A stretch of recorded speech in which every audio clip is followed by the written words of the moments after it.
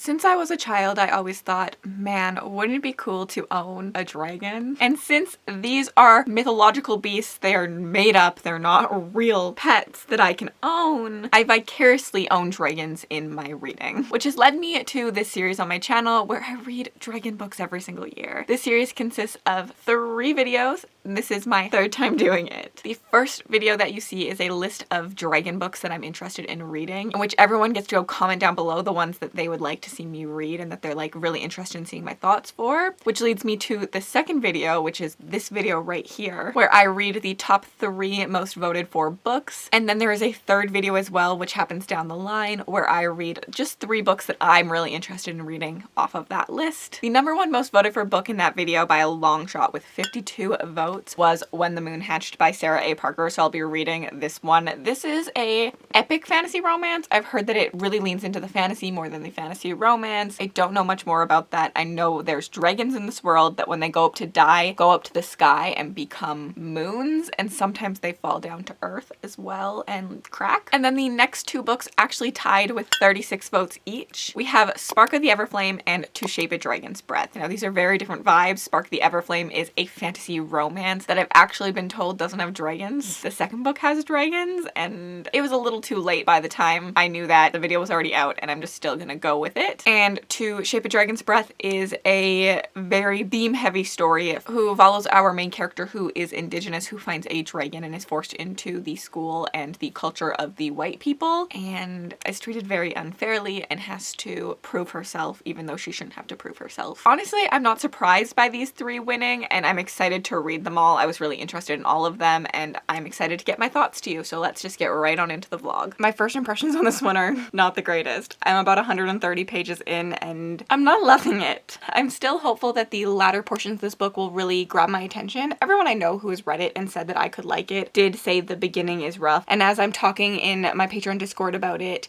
with people who have read it, they keep saying that they had these thoughts too originally, but the book by the end just really worked for them, and so that's kind of what I'm hoping will happen to me. At this moment in time, I think the world building is murky. She's throwing a lot of information at us and not really explaining a lot of it. There's times where I'm left confused what things are. It's also not necessarily consistent. Like, we talk about dragon breath, but then the dragons aren't called dragons, so how can their breath be dragon breath? And just like a few confusing things like that, where I just wish there was a little bit more consistency. There's also just weird changes that like I personally don't like the word day instead of a Y has an E, and it just like, it's weird to me. It makes the writing style harder to read instead of like making it atmospheric, in my opinion. I know the biggest complaint is the writing style, and I agree. I do not love this writing style. It's wordy, but then not wordy. It's really weird to me why the author chose to do that. We'll have like a really, really wordy sentence that takes forever to get through and like leads us around a bend and a circle and like all these other places before we get to like the last point. And then the next sentence will be like 2 words, 3 words, 4 words. Like it'll just be like short to the point, and like where was all the wordiness there?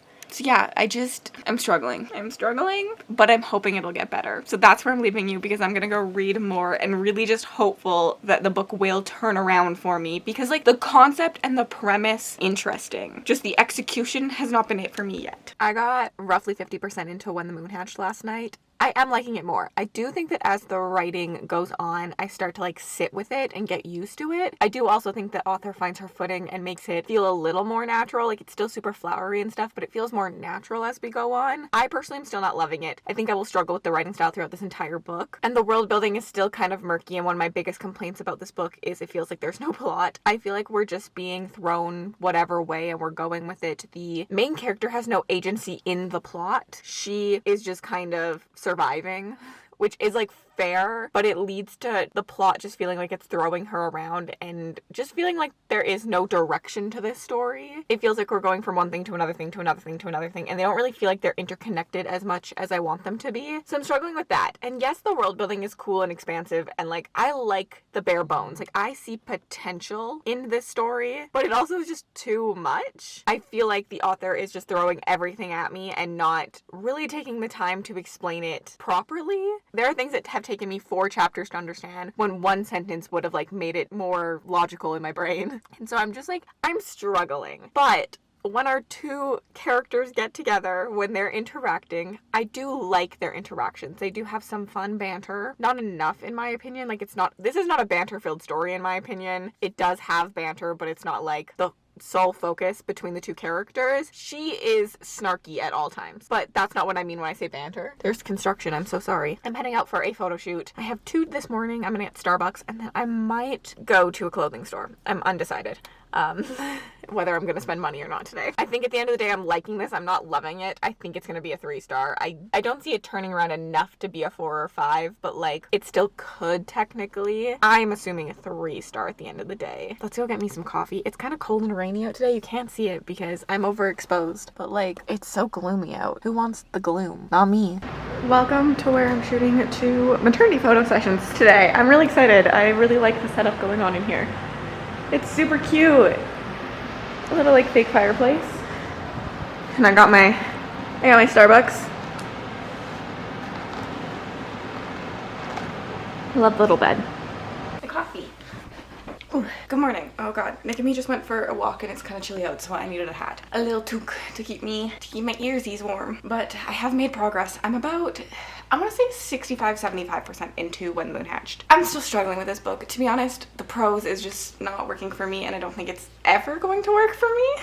So that's the biggest issue, because I just find myself confused by the sentences themselves, confused. Sometimes like, who's even talking right now? What character is talking? Because there's so many words that have skipped. Like, we've talked about what the character is wearing now. I'm confused who's talking. It's just like very wordy, and it does not work well with my brain. I don't like wordy writing. It's something I have really come to terms with. I don't think I've ever told you what this book is about, and to be honest, I don't know what it's about. There's no plot to this at this moment. There's no like premise that's like stringing this book forward besides learning about this world with our MC. In this world, there are dragons, and when the dragons die, sometimes they choose to go up to space, to the sky, and become a rock and hang in the sky for the rest of their time, but sometimes they fall. And then the shards of the dragon are used for like magical properties and stuff, so they're like hunted down, and sometimes dragons are killed just for the properties that their bodies have. We're following an MC who's trying to take down the empire. She hates the world that she's in. She hates that people get left behind, that there are poor people when people are rich, and there are people starving, there are people without money when there are people who could give them food, who could give them money. And she has become a really, really big assassin in order to try to take the world down. But she gets caught, and when she's caught, one of the 3 kings breaks her out of prison, and she learns that he is not as everything seems. It's really just about her exploring her memories and the world. There's a trope in this book that I really, really dislike, so I think it didn't start with like the best vibe from me because of that. I knew really early on that this trope was happening. I can't tell you what it is because it's a really big spoiler, but it's something I really like to avoid in my books. I just think it doesn't work 90% of the time. Like, it is really rare for this trope to work for me, because it leads to me not understanding the characters and the motivations. And yeah, so I'm kind of struggling with this. Nick and me, I said, just went on a walk. I'm now gonna make us some breakfast. It's late, so like brunch, because it's like 11 o'clock. My coffee's cold because I drink way too slowly. I think I might play some on my Switch today. I'm excited to do that. But I also would like to maybe finish this today, so I'm unsure. I'm also struggling on new games. I have been playing Zelda, but I'm not a big Zelda fan, so I need some recommendations. Give me some Switch games to play. Also, we went to an escape room last night and we escaped, but they gave us 10 extra minutes because they were really nice to us. I think you guys are in for a rant. I'm sorry.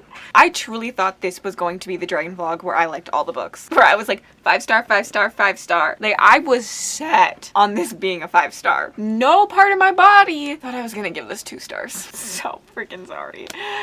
Oh, I hate myself sometimes for being critical. Here's the thing. There's some really cool things in this book, but a 20-page glossary does not excuse you from explaining the world building within the book. We would take 5 sentences to even get that the girl stepped somewhere. Like, one step. Like, it would be 5 sentences to explain how the air went past her ankle just correctly, and she would over-explain how we took one step, but then a moon plume comes, and I don't even know that that's a fucking dragon that lives in the icy climate for like 7 chapters. Like, it just annoyed me that things weren't explained with such a wordy writing style that normally means you're over-explaining things, and she over-explained some things that literally didn't matter because I know how to walk properly, but I don't know the types of dragons in this yet. I'm sorry.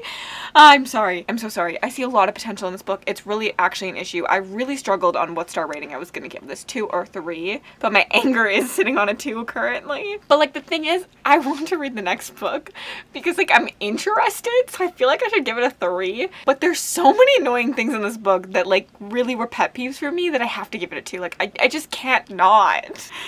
Oh, I think this book is doing too much. I truly do. It did not need to be 700 pages. There was a lot of random stuff. There felt like there was no plot. It felt like we were just going with the wind.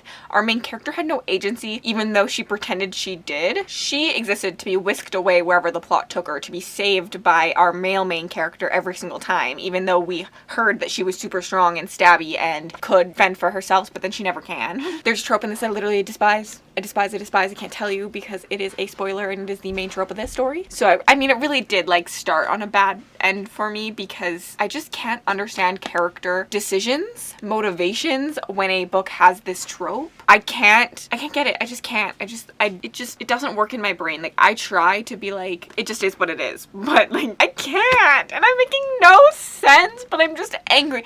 Honestly, this book angers me because I see the potential. Ugh.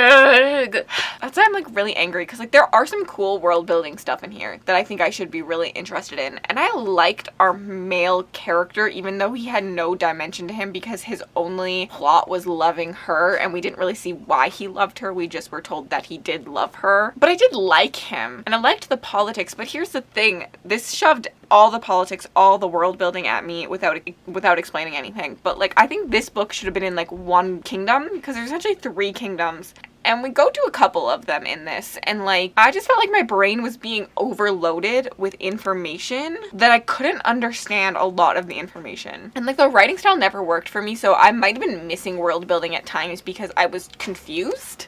I'm just really struggling. I'm really, really struggling with this. Like, I don't even know how to put my thoughts into words right now. I wish we had seen them fall in love. I truly do. And I wish our main character was who I thought she was going to be. I do think this was a bit predictable at times, but I also wanted more dragons. I felt like for dragons to be such a big part of this world, and for what I had read on the back, I expected the dragons in the sky to have more an impact on the actual story. Honestly, I think that this was trying too hard to be fantasy and romance, and then neither was done appropriately for me. Like, I wish I had leaned more into the fantasy side or more into the romance side.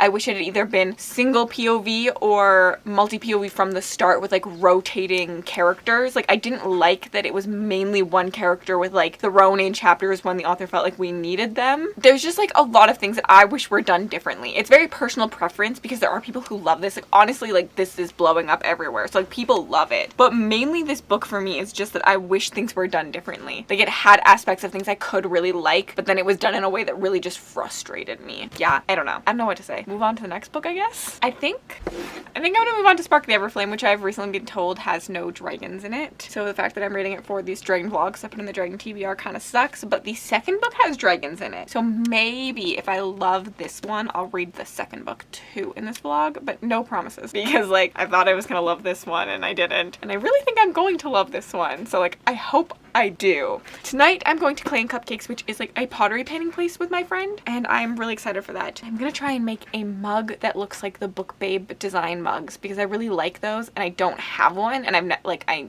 always miss ordering one. So I'm going to attempt to make one, I think, myself, and it's going to flop and I'm gonna think it's really ugly and I'm never gonna use it, but yeah.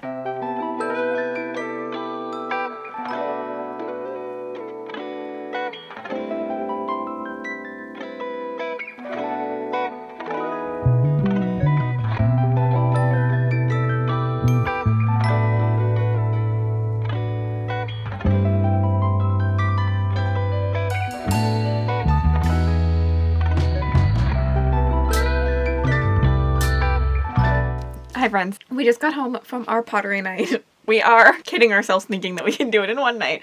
We're like, oh, 2 hours, plenty of time. We're going back Thursday night because neither of us were anywhere close to being done, but you can see what it looks like so far. Cute, right? So I need to go over it with black outlines, and I need to kind of finish a little bit of it. And then I'm going to put like the leaves that you see on all the Book Babe Designs ones. I will post my inspo here as well for you to see.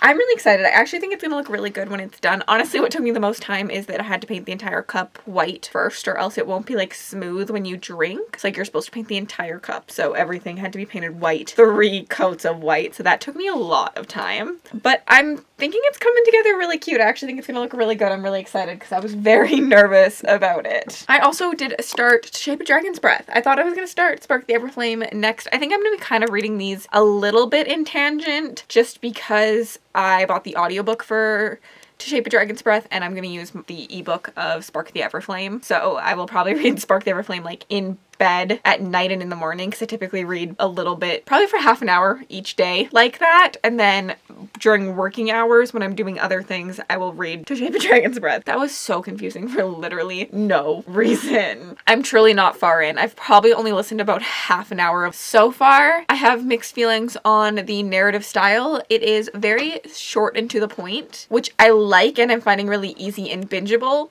But at the same time, like, we found a dragon and I was like, I want to know more about the dragons. I feel like it's very much just telling me what's happening, not showing me what's happening. But as I said, I'm not far in, so that could change as we get to like the dragon school and stuff. I like our main character so far, and I like the concept so far. And so I think that's a good thing. We're on the up at this point. That's it. That's all I have for you tonight. Tomorrow I am recording. Tuesdays have become my recording day. I actually am I think after tomorrow I will not have to record another sit down video, maybe only one before I leave for April, which is really good. And then I'm just gonna be editing away to get all of those up on YouTube. Also, it's so weird for me to be wearing a t-shirt. I'm kind of cold. I'm going to put a sweater on now, but I did put a t-shirt on today instead of a sweater.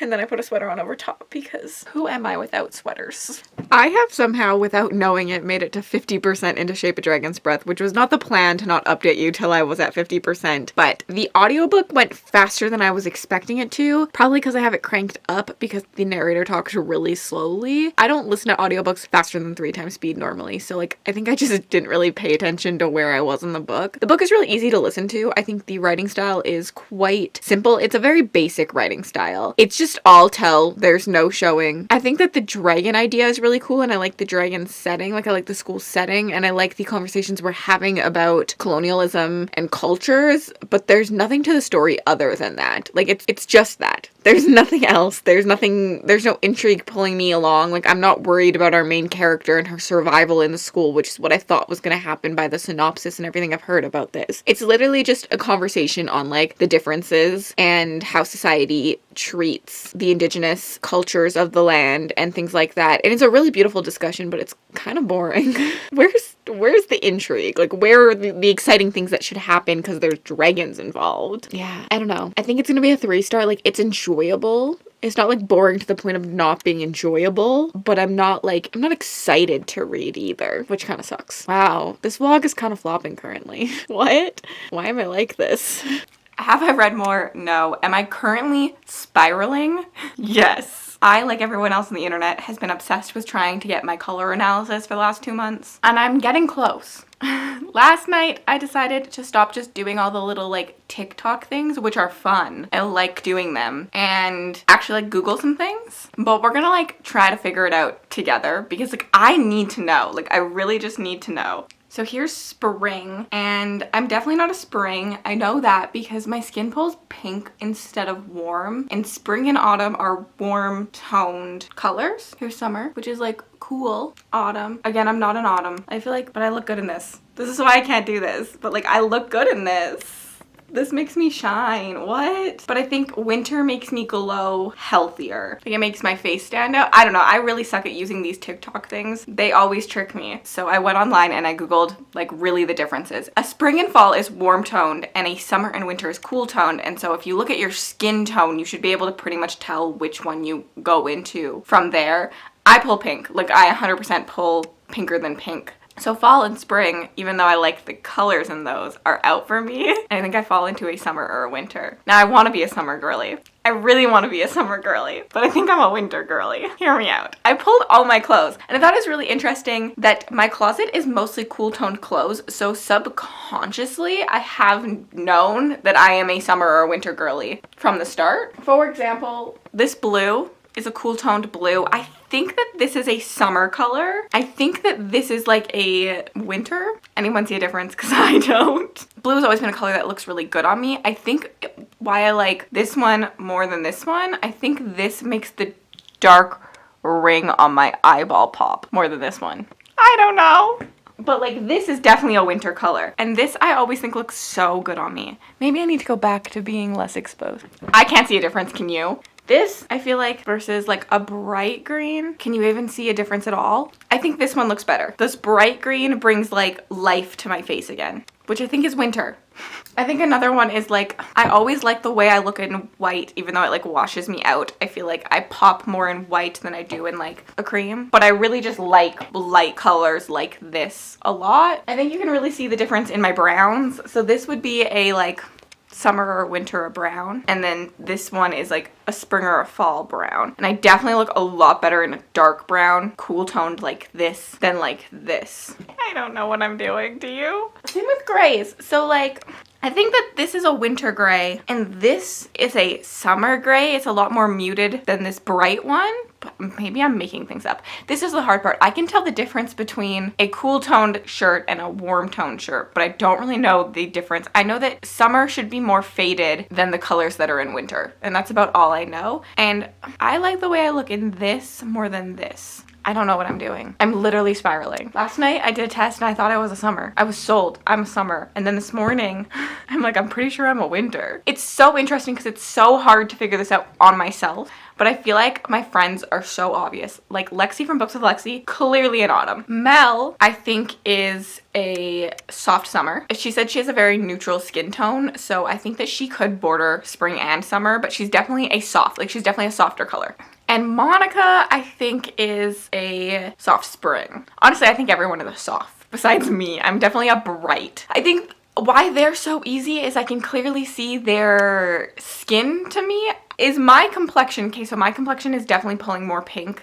However, one of the other determining factors is how like contrast your face is. So Mel and Monica are clearly the spring or the summer to me because their facial features all kind of blend together. They're very soft. There's nothing super defining. So they're blonde hair, really light eyes, that style, versus Lexi, who has a high contrast to her because she's got dark hair, dark eyes. My hair color hates me because right now it looks dark. So I'm like, am I a winter right now because it's winter? Am I a summer in the summertime? Because like when I came back from Thailand, my hair was like 4 shades lighter. Like my hair lightens the more I hang out outside. But because I don't go outside ever, maybe that just makes me a winter all the time because I'm never outside. But like I can't tell because like it's kind of blonde, it's kind of brunette. Like technically it's strawberry blonde. Like legally that's my hair color and this is my natural hair. Yeah, so I'm really struggling. That's why I have a pile of clothes in front of me. Let me know if you know your color because I'm interested. I love seeing these, but I think I'm a winter. I don't know. I don't know. Am I wrong? I'm just gonna keep doing tests till the end of time. Maybe I need to get it professionally done. Let's talk to Shape a Dragon's Breath. I ended up giving this book 3 stars. A low 3 stars. It's a generous 3-star, I would say. This book has a beautiful, beautiful conversation. Like if I sit down and I'm just thinking about the message behind the book, the discussion within the book, beautiful, 5 stars. It is about colonialism. It's about how us white people treat the indigenous people. It's about how the white people think they're better and how wrong that is. And it's a beautiful, beautiful conversation. I think it's done well in that way. I read for enjoyment though, and the writing style of this for me just didn't really work for me. It is told, I think probably a stylistic choice. It feels like you're being told a story. It feels like spoken word stories.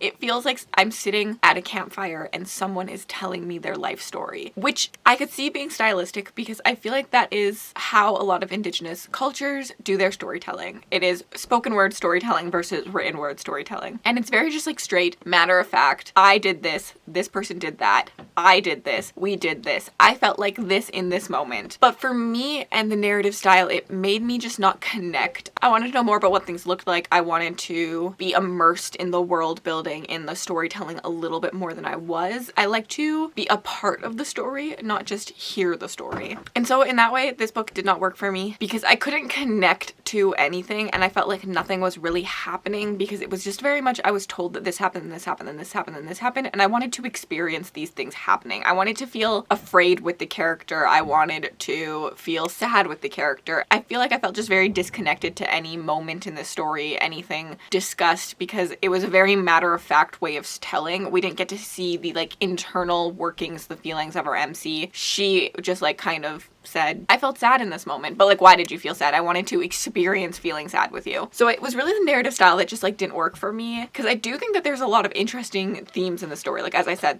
the themes really, really well done. I also wanted to know more about the dragons. I feel like, considering the book is called The Shape of Dragon's Breath, I wanted to know more about the dragon. I wanted to know what they looked like, how like they experienced things. I wanted to know their world building, where this dragon came from more. I wanted to just experience more of the dragon. So yeah, overall, it was a mid book for me. I understand why people could love it. I understand the good qualities of it. It just did not work for me. And I'm gonna give it a 3-star. This vlog, hopefully Spark the Everflame really just does it for me and we have a 5-star, because every other dragon vlog video that you guys have picked me books has had 2 disappointing books and 1 absolutely iconic, amazing book. Like Fourth Wing, Fireborn, I read those in dragon vlogs. Spark the Everflame, it's all on your shoulders. Over this weekend, we've had a 48-hour readathon that I called the Fishy Readathon because I had all these little fish in this mason jar, and my patrons got to guess how many fish were in there. Every 50 pages was a guess, and the person who got closest to it did win a book off their wish list. So it's been a lot of fun to see everyone's guesses for how many fish are in this massive jar. But I have been reading with them. I have been doing some sprints for it. So I'm 100 pages into Spark the Everflame. I'm so sorry to this vlog. Here's the thing. I normally do a dragon vlog, and during the one that you guys pick for me, there's almost always a winner. So I was really hoping for a winner in these. I'm not loving this so far. We're 100 pages in and nothing has happened besides some plot holes. There are some like minor plot holes that are really bothering me because I'm not intrigued enough by anything else. So like, I get it. In most fantasy books, there are plot holes if you're looking for them. In some of my favorites, there are definitely plot holes. Powerless, Claim and Sparrow, like there are plot holes if you're looking for them, but I just got so swept away by like the fun banter and the romance and the plot in general that I didn't care about the plot holes. And I find it very easy in fantasy romance where if I'm not caring about the characters to pick apart the plot holes. And I'm not saying that the books I like don't have plot holes, because they do. I'm saying that I'm noticing them more because I don't care about anything else. Like, where's the love interest in this at this moment in time? Where's the fun banter? Where's the storyline even going? Like, we've gotten nothing in this first 100 pages. It definitely reads quickly. It reads fast. It's a very simple writing style, not too complex, but for me, it's not doing anything for me currently. And that's kind of sad. I was hoping that this would be the win, especially with this epic cover. But there was 326 fish in this jar originally. There's no longer. I have some packages here to unbox, but I also figured we could talk about Spark the Everflame. I got 50% through last night. Why do I have to be this person, and why do I have to vlog and have 3 books that I don't think I'm going to enjoy? This is such a sad vlog. I always want to love something in a vlog, but truthfully, this is just mediocre for me. I think I'm gonna end up giving it 3 stars. Our character has no strong qualities to her. She's so stupid. I love a character who makes dumb decisions if I can understand why they're making those decisions. So like, for example, Eska in the War Tunnels, or Nona in the book The Ancestor, or Rin in the Poppy War, they're dumb characters. They make dumb decisions. But I've always understood the reasoning behind why they got from A to point B. And I'm okay with it then, because I understand your characterization. In this story, she just makes dumb decisions to make dumb decisions. Like, there's no reasoning behind them. There's no really big, strong feelings from her that make her make these decisions. Like, there's a scene where she like, some guy is like, oh, disarm yourself because humans aren't allowed weapons within this royal court. And she's like, no, I need my weapons, even though the weapons don't even hurt them. So like, I understand, like, if they can't kill the descendant, why can't I have a weapon on me? But at the same time, why risk your life because you know that they're going to kill you and that they're brutal to have this weapon that's going to do nothing? And like, she has no reason to want to keep them on her. At least like be smart and have like a hidden blade or something. Things are really bothering me about her characterization, and I just can't get behind her as a character. She has no agency. She has no critical thoughts. Like, she just is going where everything takes her. She doesn't second guess anything. Like, she has to take this magical powder for some unknown reason, and she never thinks like, what does this powder do? Why do I have to take it? Why does my mom not tell me these things? Like, where is your critical thinking skills? Did you not learn them? Or did you just like not have them? And I can't get behind her. Also, our male main character has had no time on paper. And for someone to call this a fan row, I'm kind of confused because like there's been no like chemistry between them in the few scenes we have had. And I'm scared it's just gonna be like an insta love. I think it's gonna go from like, oh, we despise each other to like, we're so into each other really quickly when we do get to him on paper. Like, people are like, oh, this is so slow burn. I don't think it's slow burn. I just think the romance is non-existent at this point. Like, slow burn to me is like slow tension between the characters interacting and like slowly learning to like each other. We got none of that. They've talked like twice. Huh? Like, what? I don't know. But as I said, I have packages, so let's open them. Ooh, yes. Oh my god, I'm so excited for this one. This is The Fall of the Giants by Gregory Contaxis. It is the second book in the Dance of Light series, which starts with The Return of the Knights. I haven't started this one yet, but look at that wyvern. Like, look at that. That's stunning. So like, there are dragons within the series. I mean, they're wyverns, so they're slightly different, but they are dragons within the series, and I'm so excited. I also love that they're both blue. I love when a series will like match like so nicely on my shelf. Like, this will look so stunning together. Oh, I'm so excited. Thank you, Gregory. He did send this to me, so I'm really excited to get to both these. He has sent them to me. I need to read them. I really need to prioritize them because I've heard good things, and I'm really, really excited. Oh, I bought this one myself. This is Storm Beneath the World by Michael R. Fletcher. This is a 5-star prediction for me. There is a matriarchal society in this. There's 2 assassin schools. There's magic that has a cost, and that cost is death. Like, so many buzzwords for me in this one. I love how floppy it is too. Oh my god, this is so floppy. This feels so nice. I'm coming back on my indie game. Like, I have been wanting to read my indie fantasies so badly. I think the era of that is about to begin for me. This is from Indigo, so I know what it is. It's a pre-order. The Book That Broke the World by Mark Lawrence. I'm actually stunned by how much shorter this is than the first book. Like, these together, like, that is so much shorter. But like, I love the covers of these as well. They're really stunning. I'm kind of hoping for like maybe a deep like purple or a deep green for the third one. I don't know. Also think those look really good together. That's all I have for you right now. So thanks for coming to my unboxing. We did a good old packing session tonight for a Polycon. We all just like got backstage and kind of just like talked about everything we're bringing. I forgot that I need to bring this book to get signed, so that has to pop on in there, and this will go in my carry-on as well. But I'm so goddamn excited. I can't believe when you're seeing this video that evening, I'm leaving for a Polycon. Like, how fun is that? But I'm gonna go snuggle into bed and make some progress on Spark of the Everflame. I've gotten to 75% of this and my thoughts are on the up. I'm starting to really like their interactions together. There's not nearly enough of him in this book, and he is what's making it. I think it's gonna be a 3.5 at this point, because like, I'm kind of invested now. It's so funny how often a book can do that for me, where the second half I like fall in love with, but like didn't like the first half. I'm thinking The Crimson Moth and Flame and Sparrow were all books I wanted to DNF in the first half, but loved the second half and gave 4 stars. Maybe this will pull it out for me in the last 25%. Maybe it'll be a 4-star. Very, very hopeful. I finished Spark of the Everflame, and I'm actually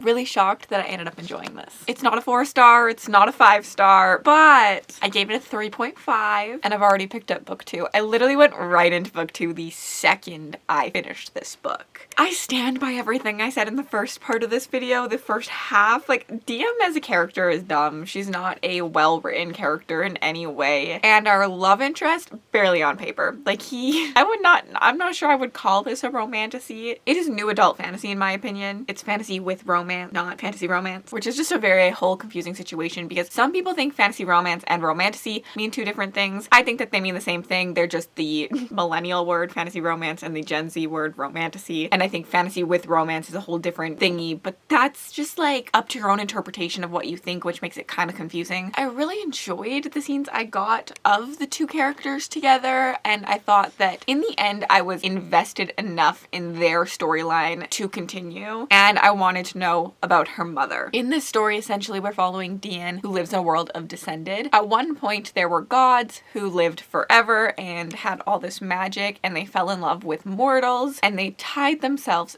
to the mortals because they didn't want their loves to grow old and die without them. They tied their life to the mortals, and when the mortal died, they died as well. And they left the world to their Descended, which are half god, half mortal. Throughout time, the Descended have kind of watered down their bloodline, and they've begun to be like, no, that's not allowed. So it is no longer acceptable for anyone of Descended blood to have a child fall in love with a mortal because that waters down their bloodline and their magic and makes them weaker. So there's a very big divide between the Descended and the mortals. And we watch DM, who for some reason, her mother is a mortal human that works as a healer and is called to the palace for the Descended to help the Descended out quite often, but DM is allowed nowhere near the palace. But when her mother goes missing, she ends up taking up her mother's job and going to help the sick king who is on his deathbed, because the way their magic works is kind of cool. When the crown Descended dies, the crown picks the next strongest Descended. So it's not about bloodline or heritage, it's just about the strength of your magic, and it could be anyone within that magical family because there's like a bunch of different courts essentially that have different magic. Yeah, there's also a rebellion happening at some point in this.